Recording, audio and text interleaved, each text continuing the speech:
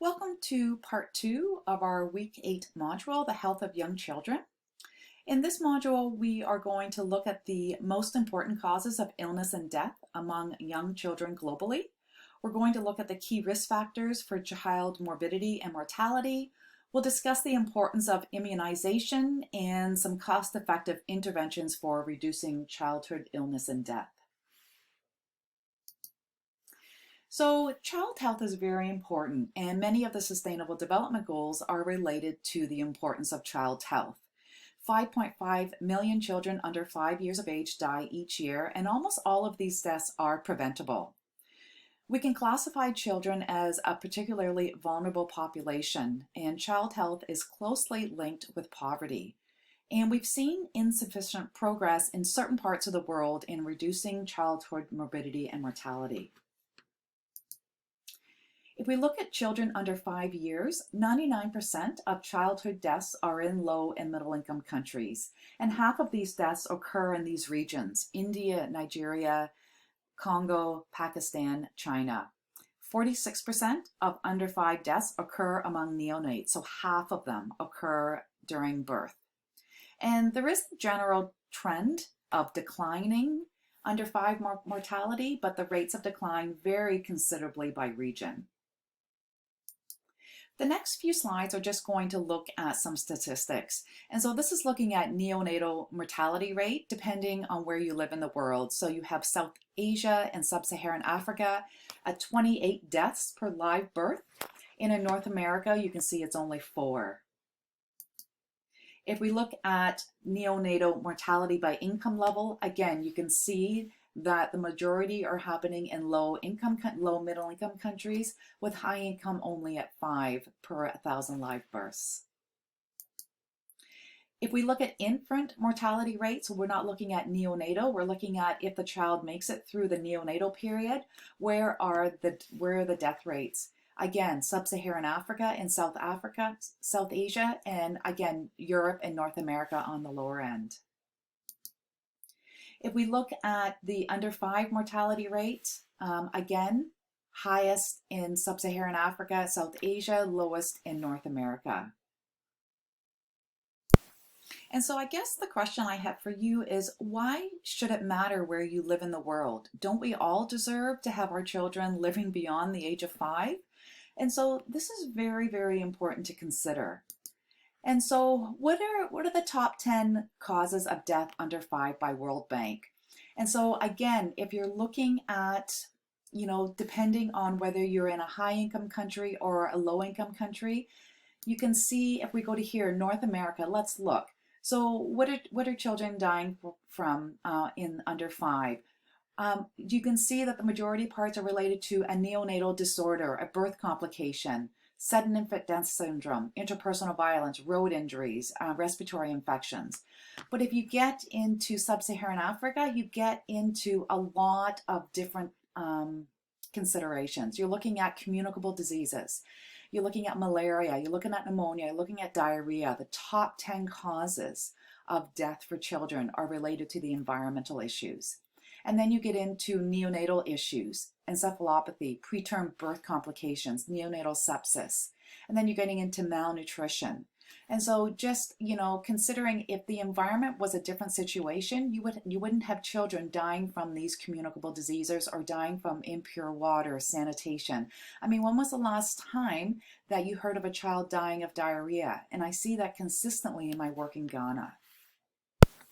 And so the next graphs are, again, just looking at the causes of death. So I just want to bring your attention to, again, what are children dying from? Pneumonia, diarrhea are very high. So these environmental issues.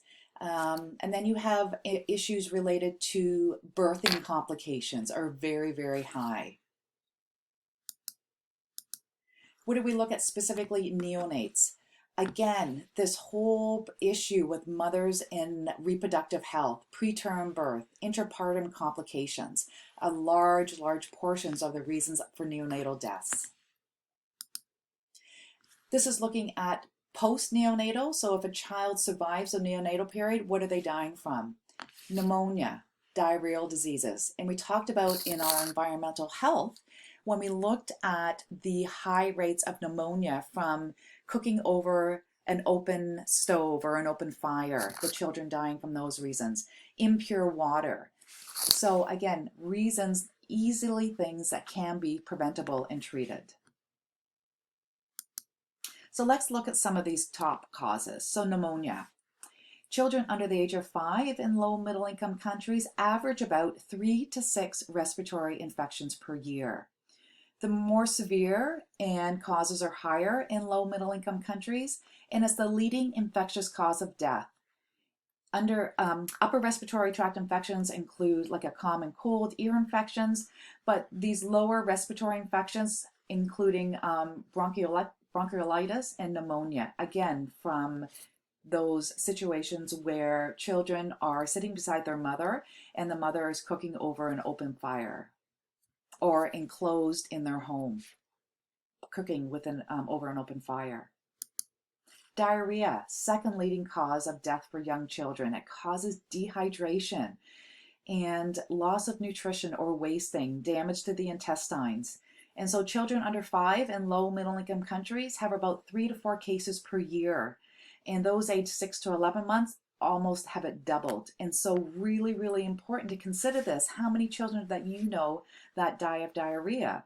And so a lot of the work that we do in northern Ghana is teaching women or mothers how to make a rehydration solution with sugar and salt, and that they can, if they have clean water, that they can simply rehydrate their child by learning the how to make a rehydration solution.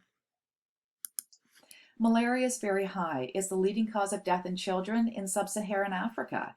Extremely high morbidity in sub-Saharan Africa, about 5 episodes per year. HIV/AIDS. So in 2017, 180,000 newborns infected with HIV, and more than 90% of them in sub-Saharan Africa, and it causes 1.2% of deaths in children. A newborn has a 15 to 45% chance of being infected from an HIV positive woman who is not receiving antiretroviral therapy. Again, looking at women's health and ensuring that women are treated for their HIV. Measles. Children under 5 years of age with vitamin A deficiency or HIV infected are more vulnerable to complications of measles. The death rates are about 80% global, so the death rates have decreased 80% globally because of immunization, but it's still a leading cause of death in children under 5. And it causes about 1.3% of deaths in those children under 5. So the importance of immunization. And then soil transmitted helminths or ringworm or roundworm, whipworm. So this is something that we treat consistently. Any child that we see in our clinics in northern Ghana gets treated for worms. 270 million preschool children and 560 million school-aged children live in these intense areas where there's worm transmission. Infections can lead to severe morbidity such as iron deficiency anemia.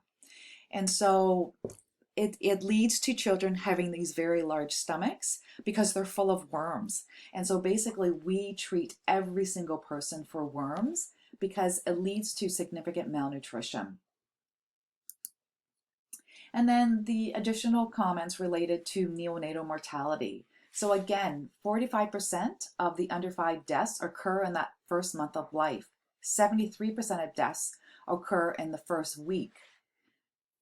There has been insufficient progress in reducing neonatal death, and every day that a child lives increases the likelihood that he or she will stay alive. So the importance of providing that postnatal care. And I've spoken to you about our LIATA program, where we provide care for a mother pre-birth.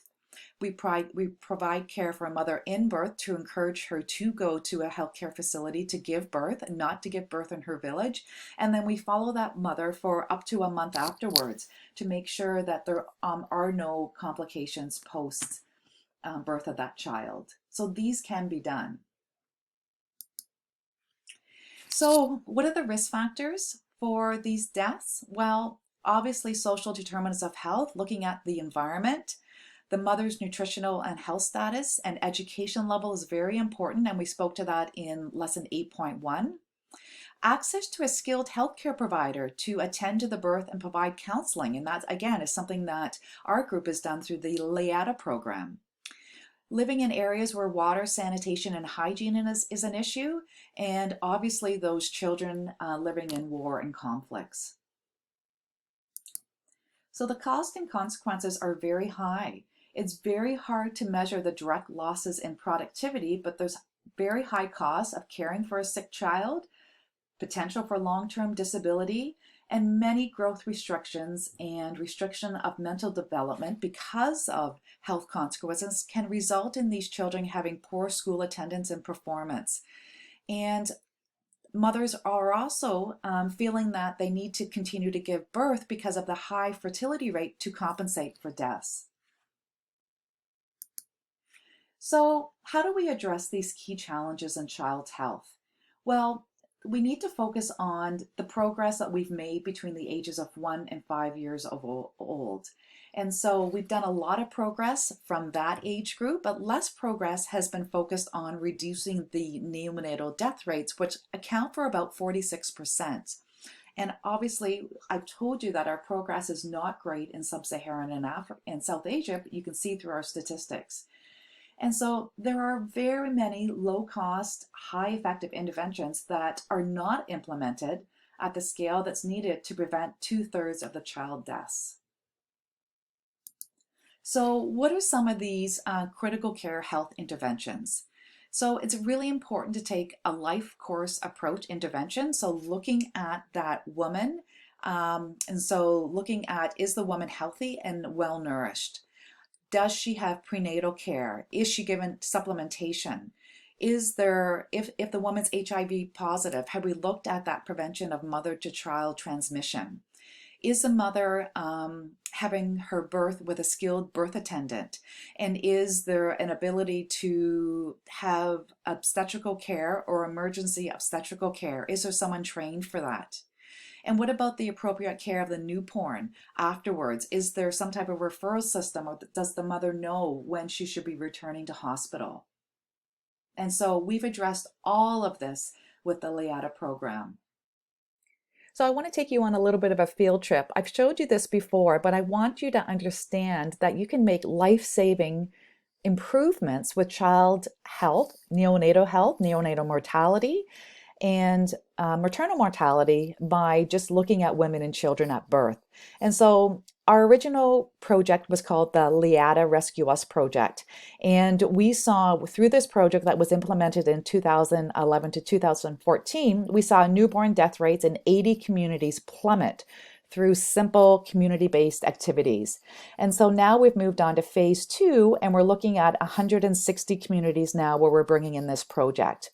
And I guess who's involved? Community health workers, 55 community volunteers, 55 health workers. We're seeing 3,500 women annually, and we're seeing 3,500 newborns annually. And so what we're doing is we're supporting health workers. And so we're teaching community health workers how to resuscitate a baby at birth. We're also seeing we're encouraging mother to choose safe childbirth, and we're doing an incentive program where it says here, women, the challenge is that women in this area have traditionally given birth at home without a trained attendant, but a lot of them don't know the risks of a home birth. And so what we've done is we've trained community health volunteers to visit pregnant women and their families twice before birth. They educate the whole family about the benefits of a safe childbirth, and women are taught how to save for birth and receive what we call a type of piggy bank, but it's a susu box so that they can put their training into practice and put a little bit of money away to be able to save, to be able to have go to a hospital to have their baby. And so what we've seen is that 3 out of every 4 women have decided to have their baby at a facility. So it's very important by giving that incentive. And as of 2019, there have been no maternal deaths reported. And then we care for the newborns. And so the challenge has been that in the project area where we are, newborn death rates were very high and very similar to the statistics that I showed you. About 45 out of every 1,000 newborns died before they were 1 month old. And so what we've done is we've trained community health volunteers to visit newborns 3 times in the first week of life. The volunteer weighs the baby, takes their temperature, monitors for signs of illness, and if the baby's in distress, the volunteer refers the baby and parents to the nearest health facility. And so we've seen our newborn mortality rates fall significantly to about 7 in 1,000, and before they were a lot higher. And then training, helping adolescents protect their health. And so in this area, a lot of adolescents face serious pressure to become sexually active. And so we speak to, we visit schools, and we have community health workers that will listen to adolescents about the pressures that they have and providing information about safeguarding their health. And what we're trying to do is just to provide a context that if you are sexually active, you know, if you do become pregnant, the importance of not getting pregnant, trying to delay pregnancy as long as possible. But if you do become pregnant, the importance of maternal health and the importance of newborn health. So I just wanted to bring attention to some of the areas that we're focusing in on. Other considerations that we've looked at and as well that have been recommended are kangaroo mother care, so keeping neonatal baby close to mom at all time. Early and exclusive breastfeeding for 6 months. This has come out as a recommendation for WHO to breastfeed for 6 months, but to not introduce anything except breast milk, because we don't want that baby to come in any way contact with impure water. And so again, that's the hygienic introduction of diverse complementary foods. And so do not be introducing any food due to water and sanitation issues before 6 months. Managing pneumonia and diarrhea. So having a mother understand when a baby is ill and could it be pneumonia and diarrhea, and going to a facility. Immunization rates. So improving immunization rates. And we hand out bed nets for every single family in the regions that we go to. And we give, we provide administration of what we call wormy to all the individuals that we see, anywhere from neonates up until adults. Everyone gets treated for worms.